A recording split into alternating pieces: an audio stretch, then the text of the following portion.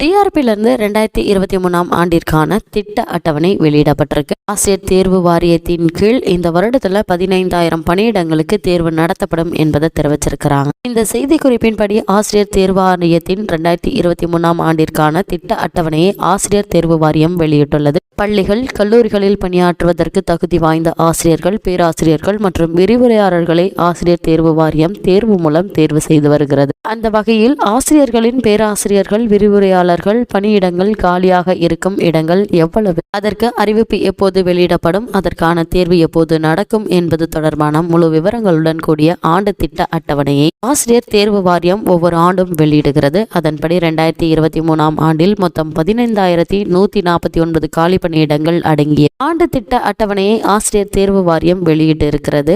இதன் விவரங்கள் வருமாறு: அரசு கலை மற்றும் அறிவியல் கல்லூரிகளில் உள்ள 4,000 உதவி பேராசிரியர்கள் பணியிடங்களுக்கான அறிவிப்பு ஜனவரி மாதம் வெளியிடப்படும். இதற்கான தேர்வு ஏப்ரல் மாதத்தில் நடக்கும். வட்டார கல்வி அலுவலர் பணியிடங்களில் காலியாக உள்ள 23 இடங்களுக்கு பிப்ரவரி மாதத்தில் அறிவிப்பு வெளியிடப்படும். மே மாதம் தேர்வு நடத்தப்படும். இடைநிலை ஆசிரியர் பணிகளுக்கு காலியாக உள்ள 6,553 இடங்களுக்கு தமிழில் 6,304, தெலுங்கு 133, கன்னடம் 3, உருது 113 இந்த பணிகளுக்கு மார்ச் மாதத்தில் அறிவிப்பு வெளியிட்டு மே மாதத்தில் தேர்வு நடத்தப்படுகிறது.